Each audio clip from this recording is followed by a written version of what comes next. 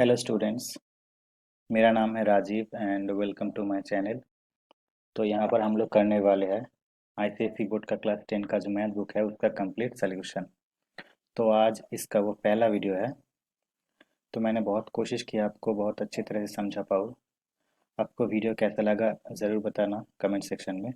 तो चलिए स्टार्ट करते हैं। आज का पहला जो चैप्टर है जीएसटी, मतलब गुड्स एंड सर्विसेज टैक्स। तो ये जीएसटी होता क्या है? आप इंडिया के अंदर अगर कोई भी चीज़ खरीदते हैं या फिर बेचते हैं या फिर कोई भी सर्विसेज अवेल करते हैं तो आपको जिस सिस्टम के अंदर आपको जीएसटी पे करना पड़ता है उसके उसे कहते हैं जीएसटी। ठीक है।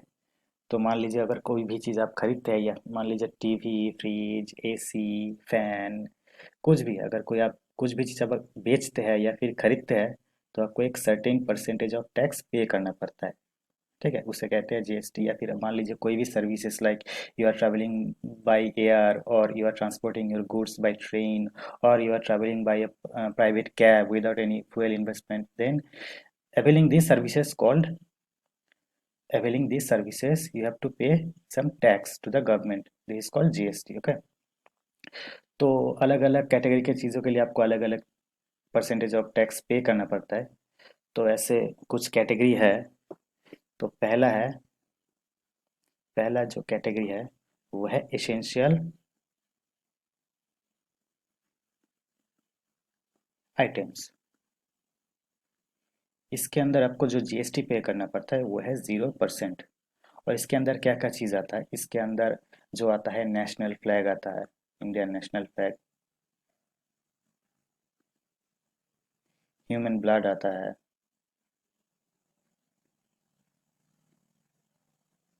उसके बाद बुक्स आता है, और उसके बाद वाटर आता है। ऐसा बहुत सारा चीज़ है जो जिस पर आपको कोई भी टैक्स पे नहीं करना पड़ता है, उसे कहते हैं एसेंशियल आइटम्स। ठीक है। तो दूसरा क्या है? दूसरा है common use items. Common use items, इस पर आपको 5% टैक्स गवर्नमेंट को पे करना पड़ता है। ठीक है। और इसके अंदर जो आता है मतलब जो हाउस होल्ड के लिए बहुत ही ज़रूरी होता है, मतलब मान लीजिए एडिबल ऑयल, उसके बाद आता है शुगर, उसके बाद टी, कॉफ़ी। ठीक है। ऐसा और भी है एक लाइफ चेंजिंग जो ड्रग्स होता है वो भी आता है, लाइक इंसुलिन, ये भी आता है। बहुत सारा चीज़ है। ठीक है, कॉमन यूज आइटम में। तो इन सभी चीज़ों के ऊपर आपको 5% टैक्स पे करना पड़ता है। तीसरा जो है वो है स्टैंडर्ड रेट।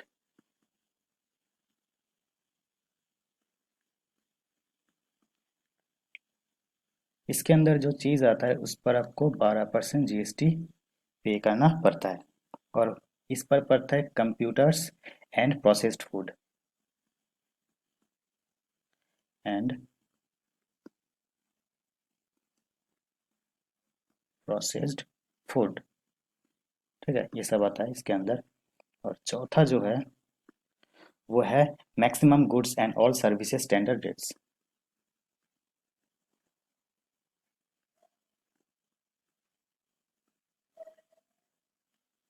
एंड ऑल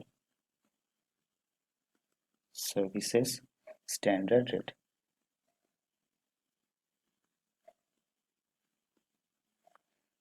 इसके अंदर जो चीज़ आता है आपको उस पर 18% जीएसटी पे करना पड़ता है। और इसके अंदर जो आता है वो है मान लीजिए हेयर ऑयल। ठीक है। और टूथपेस्ट, सोप, ऐसा बहुत सारा चीज़ आता है। और पांचवा जो आता है वो आता है लग्जरी एंड सीन।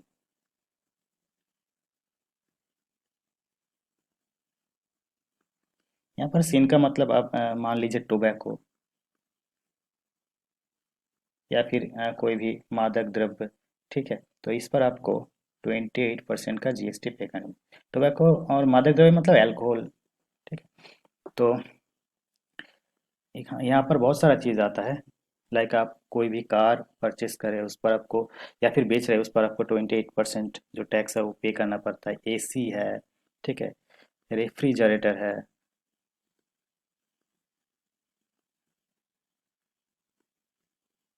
यहाँ पर जो कार है ये टू व्हीलर भी हो सकता है, फोर व्हीलर भी हो सकता है, ठीक है। तो ऐसा कैटेगरी की चीज़ है जिस पर अलग अलग परसेंटेज ऑफ टैक्स लागू होता है। तो क्या है, ये जो लिस्ट है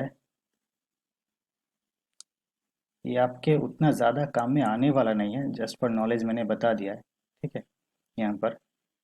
और इसके रिगार्डिंग कोई क्वेश्चन आपके एक्सरसाइज में आएगा भी नहीं। तो चलते हैं नेक्स्ट टॉपिक का।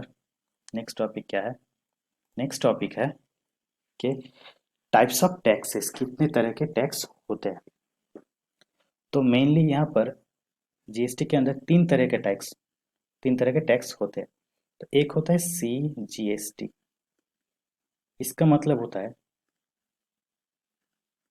Central goods and services tax.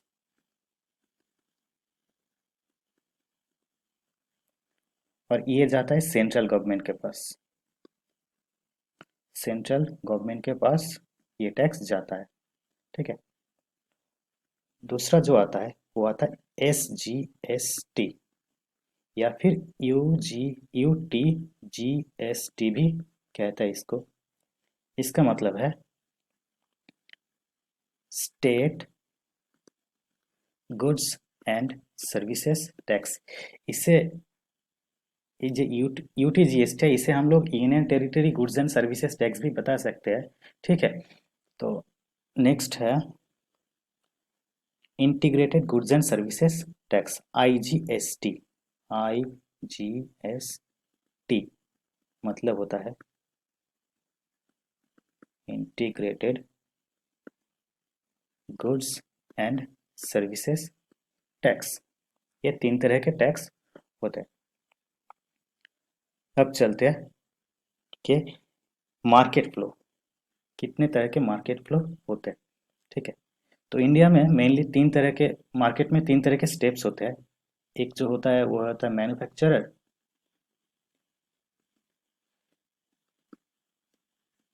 या फिर इसे हम लोग होलसेलर भी बोल सकते हैं। और बाद में आता है डीलर या फिर रिटेलर। और लास्ट में जो रहता है वो है कंज्यूमर, जिसके पास आके चीज़ रुक जाता है, मतलब वो यूज़ करने के लिए खरीदता है। ये होता है मैन्युफैक्चरर। मतलब यह क्या करता है, मैन्युफैक्चरर क्या करता है, डीलर को या फिर रिटेलर को बेचता है। रिटेलर क्या करता है, कंज्यूमर को बेचता है। ये होता है मार्केट फ्लो, ठीक है। इसके बाद जानते हैं कि कितने तरह के सेल होते हैं, types of sales. Of sales, कितने तरह के सेल्स होते हैं इंडिया में। इंडिया में मेनली दो तरह के सेल्स होते हैं। पहला क्या होता है, इंट्रा स्टेट सेल, ठीक है। ये क्या होता है, मतलब मान लीजिए अगर कोई भी ट्रेड सेम स्टेट के अंदर हो रहा है, मतलब कोई भी अगर व्यापार सेम स्टेट के अंदर होता है। मान लीजिए अब आप कोई चीज़ खरीद रहे हैं वेस्ट बंगाल में और उससे बेच रहे हैं वेस्ट बंगाल में ही, तो इसे कहते हैं intra state sale. If the trade is happening within the same state then the sale is called intra state sale, okay.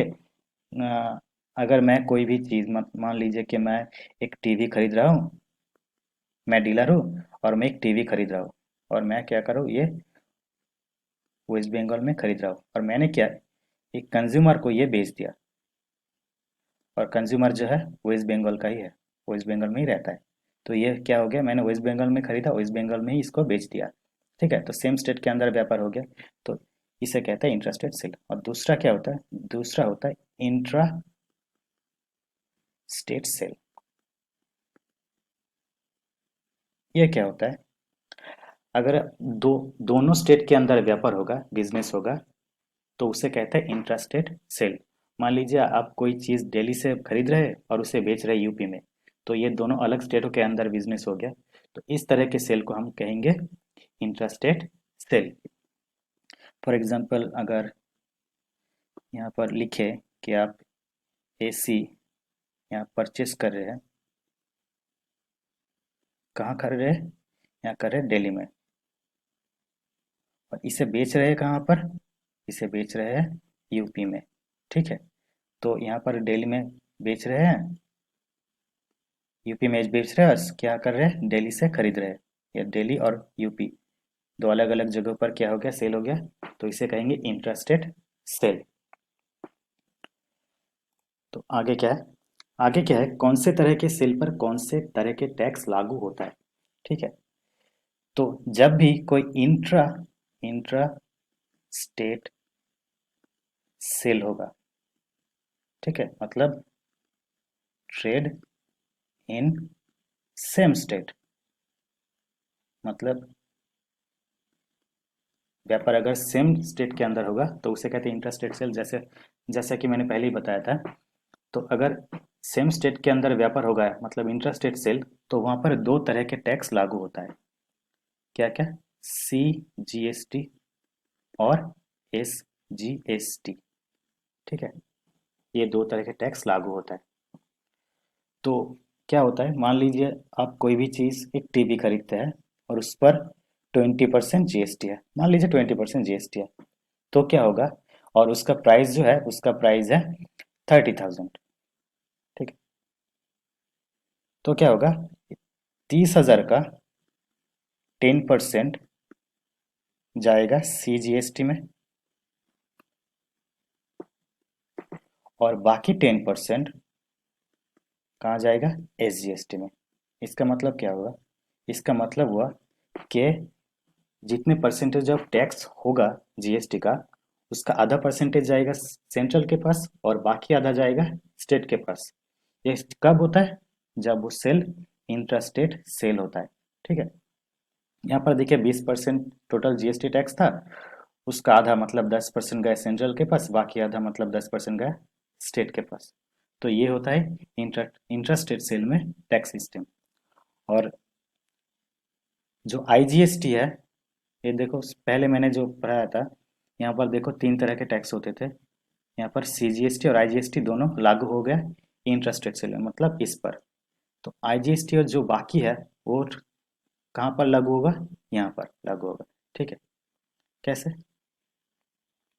देखते हैं। अगर इंटर स्टेट सेल हो,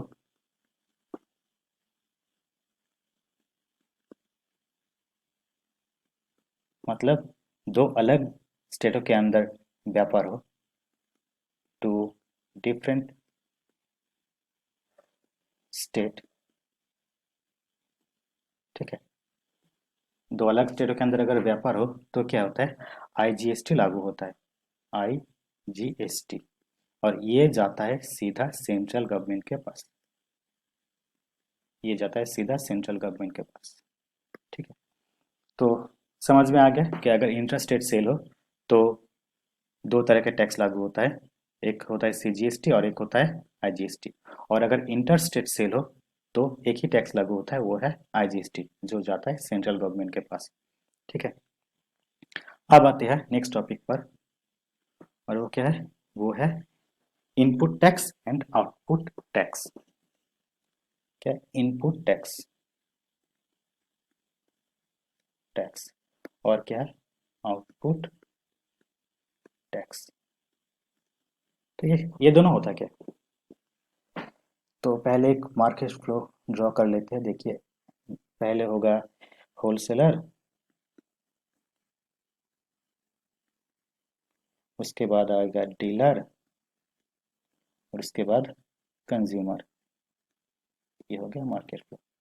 मान लीजिए होलसेलर एक चीज को 100 में डीलर को बेच रहा है, और यहाँ पर क्या हो रहा है, 10% जीएसटी लग रहा है, इस 100 के ऊपर 10% जीएसटी लग रहा है।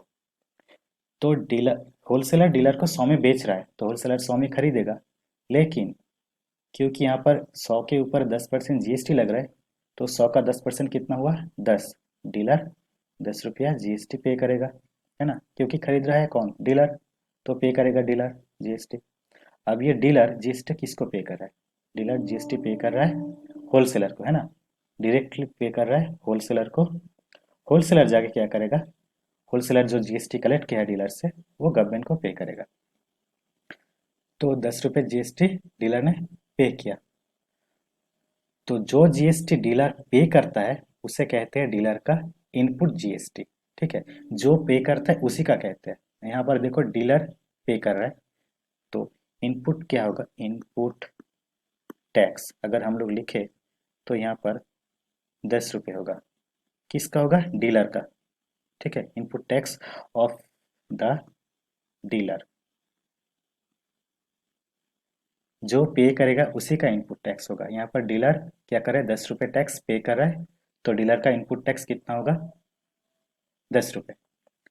अगर आप मान लीजिए डीलर ने तो 100 रुपये में खरीदा और 10 रुपये टैक्स टैक्स दिया, और मान लीजिए डीलर ने 30 रुपये प्रॉफिट रख के उसको 130 में बेच दिया। यहाँ पर आप लोग सोच सकते हैं कि अरे भाई, यहाँ पर तो उसने 100 रुपये पे किया और 10 रुपये जीएसटी, मतलब 110 हो गया, है ना। 110 हो गया और 30 रुपये और प्रॉफिट, मतलब 140 में बेचेगा।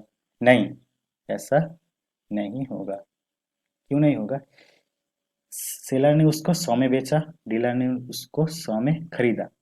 ये जीएसटी उसने इस 100 के लिए पे किया, ये टैक्स पे किया है ना, ये टैक्स पे किया। ये सीपी के अंदर नहीं आएगा। ये डीलर के लिए कॉस्ट प्राइस है और ये होलसेलर के लिए सेलिंग प्राइस है। इसके अंदर ये जीएसटी नहीं आएगा। जब हम लोग प्रॉफिट ऐड करेंगे या फिर लॉस अमाउंट ऐड करेंगे तो हमेशा सीपी के साथ करेंगे। ठीक है, तो यहाँ पर उसने 100 में खरीदा और 30 प्रॉफिट किया, तो कितने में बेचेगा? 130 में। तो कस्टमर डीलर ने क्या किया? 100 में खरीदा, 30 का प्रॉफिट रखा, कस्टमर को 130 में बेचा। तो कस्टमर जब इसको 130 में खरीदेगा तब भी तो इस पर 10% जीएसटी लगेगा, है ना, क्योंकि 10% जीएसटी है। तो 130 का 10% कितना हुआ? 13। तो 13 रुपया कस्टमर जीएसटी भी पे करेगा। किसको पे करेगा? डीलर को पे करेगा, है ना। डीलर जाके डीलर ने कस्टमर से जो टैक्स टैक्स कलेक्ट किया है उसका कुछ क्या करेगा? वो गवर्नमेंट को पे करेगा। लेकिन कस्टमर क्या करेगा? ये 13 रुपये टैक्स डीलर को पे करेगा। ठीक है, तो डीलर जो टैक्स कलेक्ट कर रहा है उसे कहते हैं आउटपुट टैक्स। तो output tax of the dealer क्या होगा? 13 रुपया होगा। ठीक, तो इनपुट टैक्स आउटपुट टैक्स यही होता है कि डीलर जो टैक्स पे कर रहा है उसे कहते हैं इनपुट टैक्स। डीलर जो टैक्स कस्टमर से कलेक्ट कर रहा है उसे कहते हैं डीलर का आउटपुट टैक्स। यहाँ आउटपुट टैक्स डीलर का 13 रुपये है, यहाँ पर इनपुट टैक्स डीलर का 10 रुपये है। अब देखो, इसके बाद एक और टर्म आता है और वो है टैक्स पेएबल बाय डीलर। और वो क्या होता है? देखो, अगर हम लोग ये यहाँ पर लिखे टैक्स पेएबल बाय डीलर, या फिर इसे वैट भी कहते हैं, VAT, मतलब वैल्यू एडेड टैक्स। ठीक है, तो ये क्या होता है? टैक्स पेएबल बाय डीलर, इसका एक फॉर्मूला है। वो फॉर्मूला क्या है? Output tax minus input tax. तो देखो यहाँ पर डीलर का आउटपुट टैक्स कितना है? डीलर ने कितने रुपए टैक्स कलेक्ट किया है? 13। तो रुपीज़ 13 रुपये आउटपुट टैक्स माइनस डीलर का इनपुट टैक्स कितना है? देखो, 10 रुपया। 10 रुपया, तो डीलर का टैक्स पेएबल कितना हुआ? 3 रुपया। तो आप सोच सोच रहे होंगे अभी ये tax payable bye dealer actual में होता क्या है, इसके पीछे लॉजिक क्या है? देखिए, समझाता हूँ क्या होता है। मान लीजिए, या फिर ये चैट ये फ्लो हम लोग फिर से एक ड्रॉ कर रहे हैं होलसेलर का। यहाँ पर मान लीजिए होलसेलर है, यहाँ पर डीलर है और यहाँ पर कंज्यूमर है। तो होलसेलर क्या कर रहा था? 100 में डीलर को बेच रहा था। डीलर क्या कर रहा था? 100 में तो बेच रहा था, कि खरीद रहा था 10% जीएसटी के लिए। डीलर 100 के 10% मतलब 10 रुपये जीएसटी पे कर रहा था। और डीलर उसके बाद क्या किया? 30 रुपये प्रॉफिट रख के उसको 130 में कस्टमर को बेचा। कस्टमर क्या कर रहा है, क्योंकि 10% जीएसटी है, ठीक है, तो क्या कर रहा है, कस्टमर जितने में खरीदेगा उसके ऊपर तो जीएसटी देगा। ठीक है, कस्टमर खरीद रहा है 130 पर, तो कस्टमर क्या करेगा, इस 130 पर ही जीएसटी पे करेगा। तो 130 का 10% कितना हुआ, 13 रुपये। तो 13 रुपया क्या हो गया, कस्टमर जीएसटी पे कर रहा है ना। तो अब देखिए यहाँ पर इस 130 को हम लोग क्या लिख सकते हैं, ऐसा लिख सकते हैं, ऐसा लिख सकते हैं कि 100 प्लस 30 लिख सकते हैं, क्योंकि इसने तो ये 100 ये 100 और ये 100 तो सेम ही है ना। होलसेलर ने 100 में बेचा, इसने 100 में खरीदा, इसने क्या किया, उसी 100 के साथ 30 रुपये एक्स्ट्रा जोड़ के प्रॉफिट में 130 में बेचा। और कस्टमर क्या क्या, इस पूरे 130 के लिए 13 रुपये जीएसटी पे किया। तो देखो डीलर ने क्या किया, 10 रुपये टैक्स पे किया होलसेलर को, किसके लिए, इस 100 के लिए, है ना। तो डीलर ने इस 100 के लिए डीलर को 10 रुपये टैक्स ऑलरेडी पे कर चुका है। तो बाद में जब डीलर वही चीज कस्टमर को बेचेगा, तो उसने तो ये 100, मतलब ये दोनों तो सेम 100 है ना। जबकि ये एक बार इस 100 के लिए पे कर चुका है, तो सेम इसके लिए क्यों पे करेगा टैक्स, नहीं पे करेगा। कस्टमर से वो 13 रुपये टैक्स कलेक्ट कर रहा है, लेकिन वो 130 का ले रहा है, 130 का 10% 13 हुआ ना। तो 130 का 13 रुपये वो कस्टमर से ले रहा है, लेकिन ये जो 100 का टैक्स है वो तो नहीं पे करेगा गवर्नमेंट को, क्योंकि उसने ऑलरेडी 100 का 10 रुपये टैक्स पे कर चुका है। तो डीलर क्या करेगा, उसने जो एक्स्ट्रा अलग 30 रुपये ऐड किए थे 100 के साथ, एक्स्ट्रा 30 रुपये वैल्यू एडेड ऐड किए थे 100 के साथ, सिर्फ उसके लिए क्या करेगा, डीलर गवर्नमेंट को टैक्स पे करेगा। तो अगर 30 रुपये का 10% मान ले तो कितना होता है, 3 रुपये होता है ना। तो यही है लॉजिक कि टैक्स पेएबल बाय डीलर मतलब वो 3 रुपये टैक्स गवर्नमेंट को पे करेगा। यहाँ पर tax payable by the dealer to the government का मतलब है, ये हमेशा मतलब ध्यान में रखिएगा कि tax payable by the dealer to the government मतलब गवर्नमेंट को डीलर कितना टैक्स पे करेगा। देखिए यहाँ पर डीलर 10 रुपये टैक्स क्या कर रहा है, होलसेलर को पे कर रहा है। डीलर यहाँ पर गवर्नमेंट को पे नहीं कर रहा है, होलसेलर को पे कर रहा है। होलसेलर जाके क्या करेगा, गवर्नमेंट को टैक्स पे करेगा, जो टैक्स कलेक्ट करेगा गवर्नमेंट को वही पे करेगा। ठीक है, यहाँ पर देखो कस्टमर ने क्या किया, 13 रुपये टैक्स पे किया, किसको किया, डीलर को किया, गवर्नमेंट को नहीं। जाएगा ये गवर्नमेंट के पास ही, ठीक है, लेकिन डायरेक्टली इनडायरेक्टली जाएगा, लेकिन डायरेक्टली अभी कस्टमर क्या कर रहा है, डीलर को पे कर रहा है 13 रुपये टैक्स। और डीलर क्या कर रहा है, ये 10 रुपये क्या कर रहा है, ये होलसेलर को पे कर रहा है। तो मान लीजिए यहाँ पर हमेशा याद रखना कि जो टैक्स करेगा गवर्नमेंट को वही टैक्स पे करेगा। यहाँ पर देखिए डीलर ने क्या किया, डीलर ने 13 रुपये क्या किया, टैक्स कस्टमर से लिया था, और उसका 3 रुपये क्या कर रहा है, वो गवर्नमेंट को पे करेगा। यहाँ पर देखो डीलर से 10 रुपये टैक्स होलसेलर ने लिया था, और इस 10 रुपये को क्या करेगा, होलसेलर गवर्नमेंट को पे कर देगा। ठीक है, तो एक बार और ये फ्लो चार्ट हम लोग ड्रॉ करते हैं, होलसेलर, डीलर और कंज्यूमर। सेम चीज़ वापस दोहराते हैं, 100 प्लस 10 रुपये जीएसटी, और यहाँ पर फिर से गया कस्टमर के पास 100 प्लस 30 और प्लस 13 रुपये जीएसटी, है ना। इसका 10% जीएसटी, इसका भी 10% जीएसटी। तो अब देखो जो मैं समझा रहा था फिर से एक बार समझा देता हूँ ताकि आपको कोई कंफ्यूजन ना रहे। तो क्या बता रहा था कि tax payable by the dealer, ठीक है, tax payable by someone to the government, इस सेंटेंस का मतलब ही है कि वो बंदा गवर्नमेंट को कितना टैक्स पे करेगा, ठीक है, ना ही होलसेलर को या फिर डीलर को। यहाँ पर देखो tax payable by the dealer मतलब यहाँ पर आप सोच सकते हैं कि इसने तो 10 रुपये होलसेलर को पे किया है ना, तो tax payable by the dealer 10 रुपये भी हो सकता है। नहीं, tax payable by the dealer to the government का मतलब होता है वो गवर्नमेंट को कितना, डायरेक्टली गवर्नमेंट को कितना पे करेगा, नॉट इनडायरेक्टली। ठीक, तो यहाँ पर डायरेक्टली तो होलसेलर को पे कर रहा है, तो ये नहीं होगा।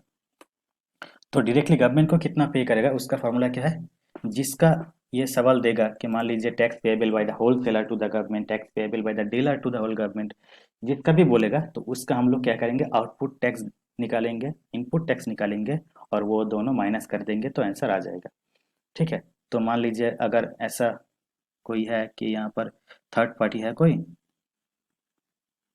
थर्ड पार्टी, और यहाँ पर है होलसेलर, और यहाँ पर है डीलर। ठीक है, ये क्या कर रहा है, रॉ मटेरियल बेच रहा है, थर्ड पार्टी क्या कर रहा है, रॉ मटेरियल बेच रहा है, और 200 का रॉ मटेरियल वो क्या कर रहा है, होलसेलर को बेच रहा है, और होलसेलर 200 में खरीद रहा है। 10% जीएसटी है, तो क्या करेगा, होलसेलर तो खरीद लेगा 200 में, लेकिन 10%, 200 का 10% कितना हो गया, 20 रुपया हो गया। तो होलसेलर क्या किया, 20 रुपया टैक्स थर्ड पार्टी को पे किया, not to the government directly. ठीक है, अब होलसेलर क्या किया, इस रॉ मटेरियल को लेकर, 200 का रॉ मटेरियल को लेकर एक फिनिश्ड प्रोडक्ट बनाया, और उसको क्या किया, कस्टमर को 500 में बेच दिया। ठीक है, उस पर भी मान लीजिए 10% जीएसटी है। ठीक है, तो 500 का 10% कितना हो गया, 50। तो डीलर ने क्या किया, होलसेलर से खरीदा 500 में। ठीक है, तो 500 का 10% टैक्स कितना, 50 रुपया वो होलसेलर को पे करेगा।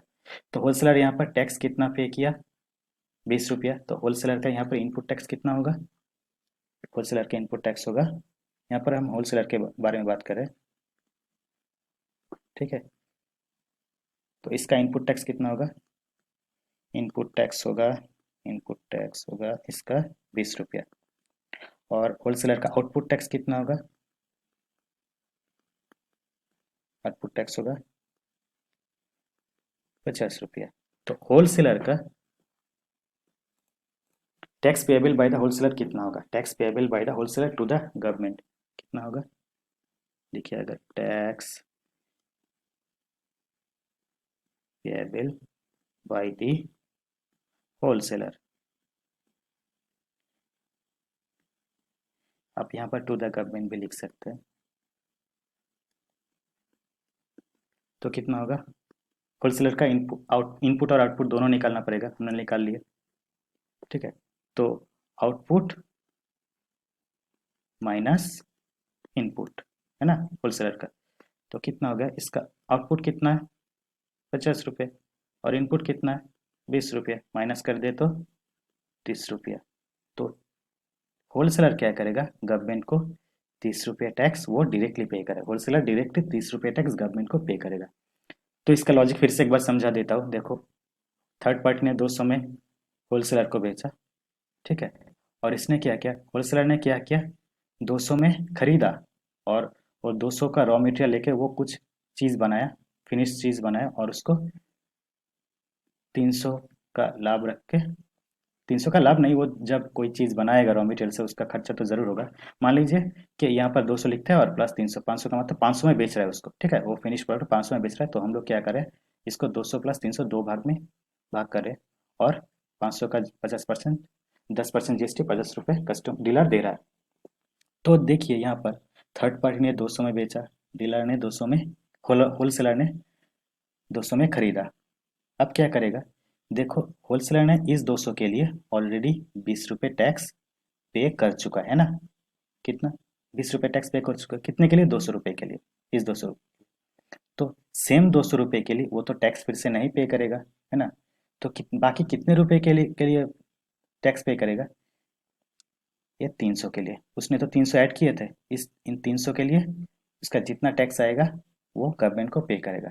अब वो टैक्स लेगा ये पूरा का, डीलर से टैक्स लेगा ये पूरा का। ठीक है, लेकिन क्योंकि वो बेच रहा है डीलर को 500 में, तो डीलर 500 में खरीद रहा है, तो डीलर 500 का ऊपर ही टैक्स देगा ना।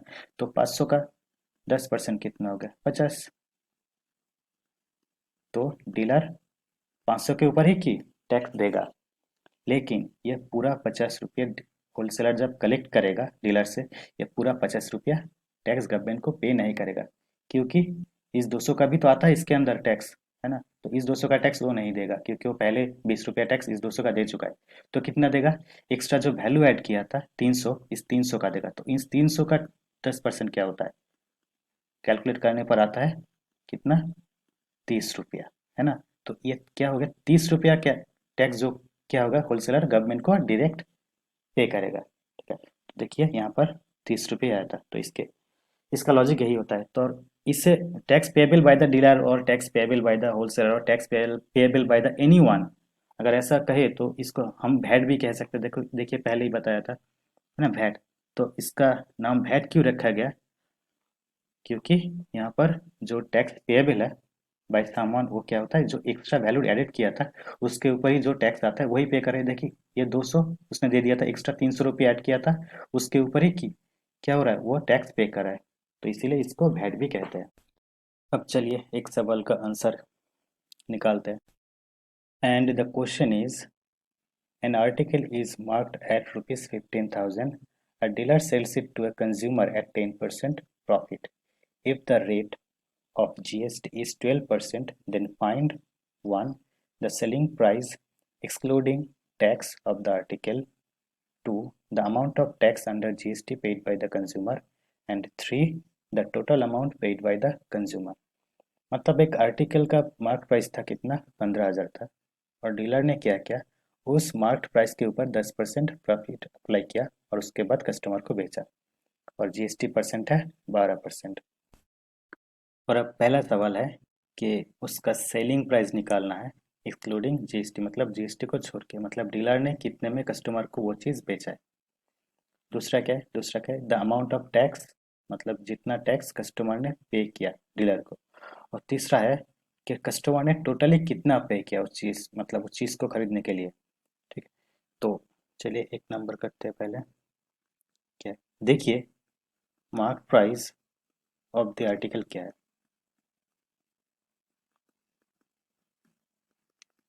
15,000। और डीलर ने क्या क्या, इस 15,000 के ऊपर 10% प्रॉफिट रखा, तो 10% प्रॉफिट ऑफ रुपीज 15,000 कितना होगा, 15,000 इसका 10% मतलब 10/100। अगर ऊपर नीचे 0 0 काट दे तो कितना हो गया, 1,500। ये मतलब डीलर ने 1,500 का प्रॉफिट उसने कमाया, मार्क प्राइस इतना है और उसने प्रॉफिट कमाया कितना, इतना। तो फिर डीलर ने बेचा कितने में, then selling price of the dealer कितना होगा, डीलर का सेलिंग प्राइस कितना होगा, उसका मार्क प्राइस था कितना, 15,000, और उसने प्रॉफिट कितना रखा, 1,500। तो उसने टोटली बेचा कितने में, 16,500 में वो बेचा। तो डीलर अगर 16,500 में बेचेगा तो कस्टमर भी तो इसी में खरीदेगा ना, 16,500 में। तो हम लोग क्या लिख सकते हैं कि the selling price XCLU excluding tax of the article कितना होगा, 16,500 होगा। ठीक है, यहाँ पर आप लोग selling price of the article लिख सकते हो, of the article by the dealer. ठीक है, डीलर ने जो चीज़ बेचा, आर्टिकल बेचा, उसका सेलिंग प्राइस डीलर की तरफ से। तो ये हो गया पहला सवाल का आंसर, 16,500 इसका। अब दूसरा क्या बताया कि the amount of tax under GST paid by the consumer, तो कंज्यूमर ने कितना टैक्स पे किया है इसको खरीदने में। तो देखिए कस्टमर कितने में खरीद रहा है, 16,500 में, तो कस्टमर जिस पैसों से खरीदेगा उसी के ऊपर जीएसटी पे करेगा, और जीएसटी परसेंट कितना है, 12%।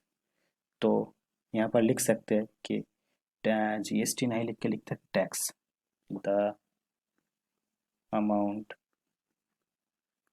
ऑफ टैक्स अंडर जीएसटी लिख देते हैं, सवालों में भी लिखा है under GST paid by the consumer. कितना पे करेगा कंज्यूमर, देखिए कंज्यूमर ने पे किया कितना, 16,500, और इसके ऊपर टैक्स पे करेगा, और टैक्स का परसेंट कितना है, 12%, मतलब 12/100। तो ये दोनों ज़ीरो अगर ऊपर नीचे काट दे तो कितना आ गया, 165 इंटू 12। और ये दोनों अगर गुणा कर दे, 165 इंटू 12, तो ये कितना आएगा, 1980, इतना आएगा। तो कस्टमर ने इतना टैक्स पे किया है इसके ऊपर, इस 16,500 के ऊपर इसने 1,980 रुपये टैक्स पे किया है। ये हो गया तीस दूसरा सवालों का जवाब। दूसरा सवाल का जवाब ये है। अब तीसरा सवाल क्या है, तीसरा सवाल है कि the total amount paid by the customer, मतलब कस्टमर ने टोटली कितना पे किया है। देखिए कस्टमर ने तो इतना पे किया है खरीदने के टाइम पे, और उसके साथ इतने के लिए कितना, 1,980 रुपये जीएसटी भी पे किया है। तो टोटल उसने कितना पे किया है, लिख सकते हैं total amount paid by the consumer equals to, उसने खरीदा कितने में, 16,500 में, और जीएसटी दिया कितना, 1,980 का जीएसटी दिया। तो इन दोनों को अगर जोड़ दे तो आता है 18,480। तो कस्टमर ने टोटली इंक्लूसिव जीएसटी इतना पे किया है। तो ये था तीसरे सवाल का जवाब। तो आज का वीडियो इतना ही है। आपको वीडियो कैसा लगा कमेंट सेक्शन में ज़रूर बताइएगा। अगर वीडियो बनाते वक्त कोई भी गलती हुआ है तो वो भी बताइएगा कमेंट सेक्शन में, तो ताकि मैं इम्प्रूव कर सकूँ अपने वीडियो को, और इम्प्रूव कर सकता हूँ। तो चलिए मिलते हैं अगले वीडियो पर।